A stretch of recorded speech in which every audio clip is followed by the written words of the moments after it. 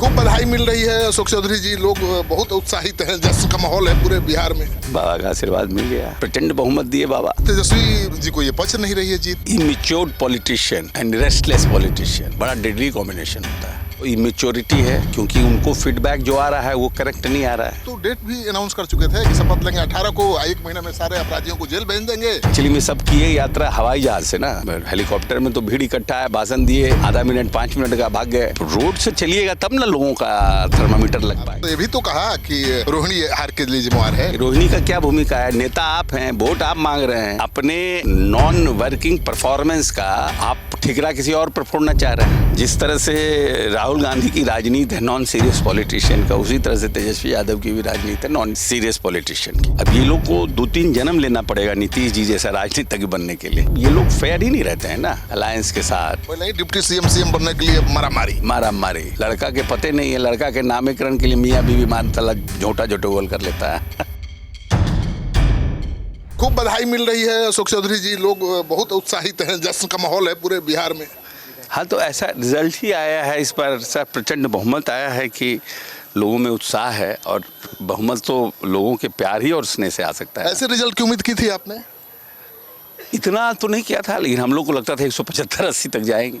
लेकिन है क्या कि जब जनता का आशीर्वाद मिलना शुरू होता है तो जाके कहाँ रुकेगा ये पता ही नहीं चलता है। लेकिन इस बार तो हर जगह नीतीश कुमार महिलाएं कर रही थी। अब उसको पहले ही मैंने बता दिया था कि इस बार तो लैंडस्लाइड विक्ट्री होगी। आपसे चुनाव के पहले भी बात हुई थी, तो आपने जो बोला था कि हम जहाँ जहाँ गए हैं 50-60 जगह, तो मुझे तो लग रहा है कि बहुत ज़बरदस्त 2010 का रिकॉर्ड टूटेगा। बिल्कुल वही हुआ। हाँ, वही हुआ। 200 पार आप बोल रहे थे कि लैंडस्लाइड होगा, 2010 का रिकॉर्ड टूटेगा।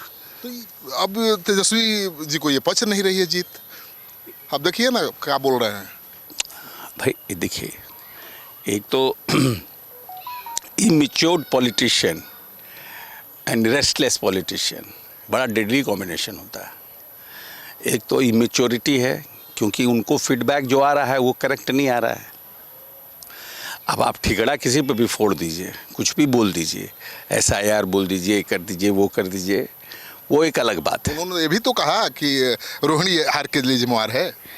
अब वही है ना कि रोहिणी का कहाँ है? 3 में जन्म 13 में है रोहिणी। रोहिणी को तो आपने बुलाया प्रचार के लिए। रोहिणी का क्या भूमिका है? नेता आप हैं, वोट आप मांग रहे हैं, क्लेम आप कर रहे हैं कि हम इतनी ज़्यादा रैलियाँ की, एक दिन में 22 रैली कर रहे हैं, तो क्लेम तो आपका था ना। डेट भी फिक्स कर दिया था शपथ का। सब आपने डेट भी, उसमें इसमें रोहिणी कहाँ 3 है ना 13 में बेचारी। रोहिणी को ब्लेम करने से तो कोई मतलब नहीं है।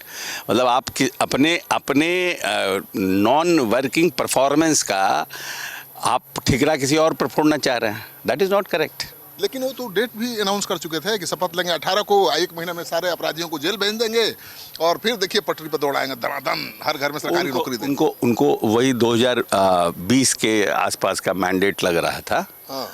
तो इसीलिए वो ऐसा बोल रहे थे। तो एक मतलब इमेच्योर्ड पॉलिटिशियन जो घूम रहा, एक्चुअली में सब किए यात्रा हवाई जहाज से ना, तो हवाई जहाज में तो लोग हेलीकॉप्टर में तो भीड़ इकट्ठा है, भाषण दिए, आधा मिनट 5 मिनट का भाग गए, तो था तो नपा नहीं उनको।